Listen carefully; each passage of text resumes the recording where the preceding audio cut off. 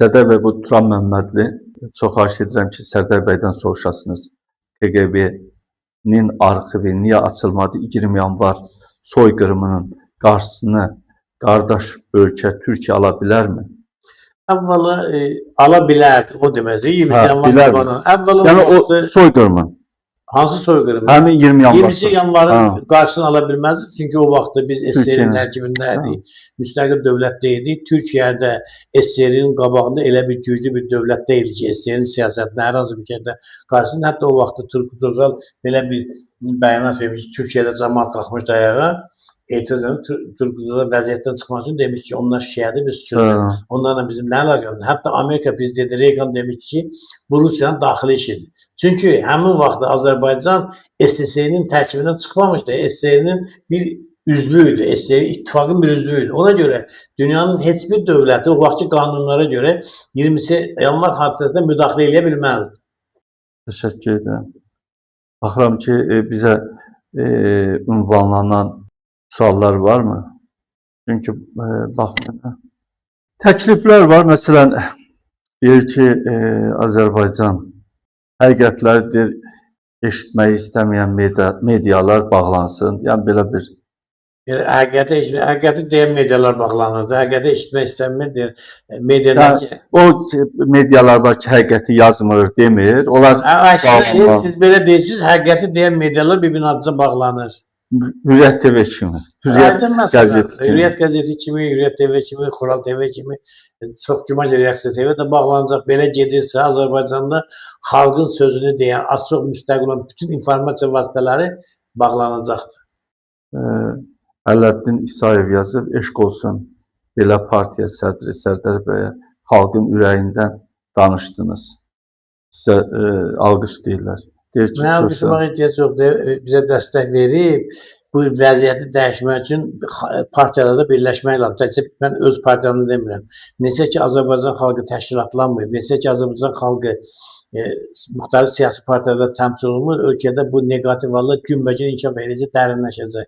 Bunu qabağın tək adamla saxlaya bilməz. Yalnız xalq ona qarşı yönəlmiş siyasətə qarşı çıxa bilər. Leyla xanım da yazır, Əli Musayev yazır, Azərbaycan yazır, Aslan bəy yazır, Leyla xanım. Sərdar bəy, ümumiyyətlə, belə deyək də, Azərbaycanla, bu da eyni zamanda elə Azərbaycanla bağlıdır. Armen Press agentliyi deyək, yazdığına görə, APA da onu bizə təqdim edib, yazdığına görə seçkilər, Ermənistanda olan seçkilərin yaxınlaşması artıq orada hibrid müharibəyə və seçkilərin demək,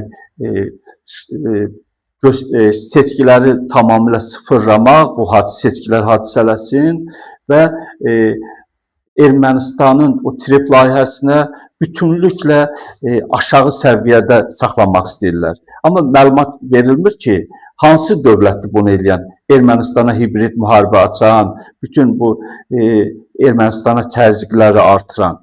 Sizcə bu Armen Press və həm də bu onların DTX-sının bir, necə deyərlər, məlumatı da Armen Press verib. Sizcə bu hansı dövləti nəzərdə tutur? Bunlar ümumiyyətlə Ermənistanı nə gözləyir? Əvvəla o deyim ki, üzvü ailəmin 4 qanunu var. O qanunu mən siyasətə də tətbiq edirəm. Bir çox proqnozlarım da bununla bağlı olur. Bu qanunların birinə deyir ki, əgər hər hansı bir canlı varlıq rüşeym halındadırsa, ona təsir olarsa, o canlı varlıq meydana gəlməz. Məsələn, bizdə bilirsiniz də, qadınlar aborta gedirlər, 3 aylığa qədər. O abort olunur, o uşaq alınır. Bu demək ki, o canlı kimi mövcud ola bilməz. Bu birinci qanundur. İkinci qanunun bədə ki, canlılığın elə bir mərhələsi var ki, siz o mərhələdə deməli, canlıya təsir edə bilərsiniz. Bu zaman canlı anormal inkişaf eləyər. Üçüncü qanun odur ki, canlılığın elə bir mərhələsi var ki, siz ona təsir edərsiniz. Onun hər hansı bir orqanı inkişaf eləməz. Bütünlükdə orqanı normal inkişaf eləyər, amma ayrıca bir orqan inkişaf eləməz.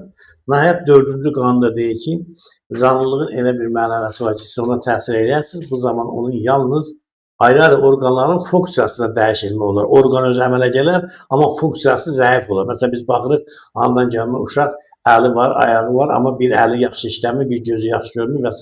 və s. Bunu siyasətə tətbiq edəndə hər hansı bir siyasi taktiki və ya strateji fərqli siyasəti 4 mərhələyə bölərik. Onun elə bir mərhələsi var ki, o mərhələdə xarici müdaxilə olsa, artıq o siyasət süquta uğramış deməkdir. Ermənistanda bu mərhələlər Paşinyanın hakimiyyətə gəlməsi və Paşinyanın Rusiya ilə bağlı net mövqelərini ortalığa qoymasıdır. Həmin dövrdə Rusiya buna təsir edə bilmədi. Qarabağ müharibəsi də buna daxildir. Və bunu göstərdiyi Paşinyan ikinci seçkiyə keçdi. Yəni, Paşinyanın birinci seçkilərində Rusiya təsir eləmədi. O demək ki, Paşinyan inkişaf edəcəkdir. Keçdi ikinci işə. İkinci seçkilərində də yazıq növbədənkənar seçkilər oldu. Yenə də Paşinyan oldu. Bu deməkdir ki, artıq Paşinyanın nəzərdə tutduğu siyasət inkişaf edəcəkdir. Ona bizim müəyyən problemlər olacaq. Məsələn, keçidlərlə bağlı problemlər yarandı, müxalifətlə bağlı. İndi üçüncü mərhələdir. Bu mərhələdə Paşinyan nəyisə itirə bilər, amma məqsədini ən azı böyük bir hissəsində çatacaq.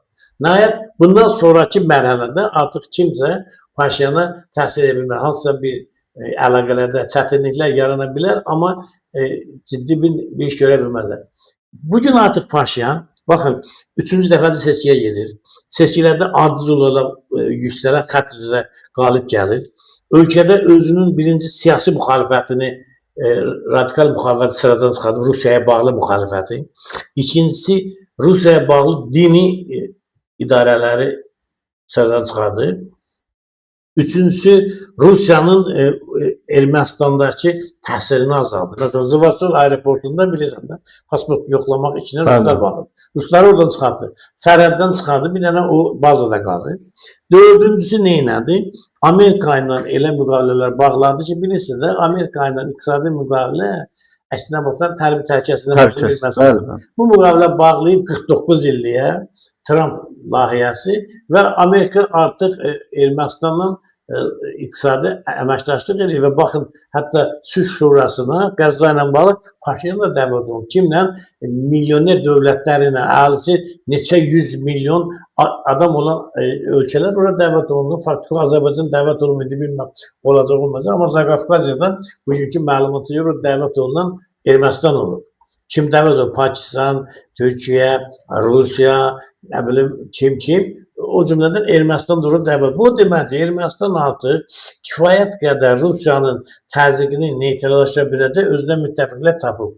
Ona görə mən düşünmürəm ki, kimsə Ermənistanda Paşinyanın apardığı siyasətdə bu və başqa şəkildə ciddi təsir elə bilsin. Bəli, ola bilsin orada müəyyən problemlər yaransın, çətinliklər yaransın, onun komandasında müəyyən parçalanma olsun, amma Paşinyanın o apardığı siyasi xətt artıq məhv olmaq mərhələsini arxada qoyub.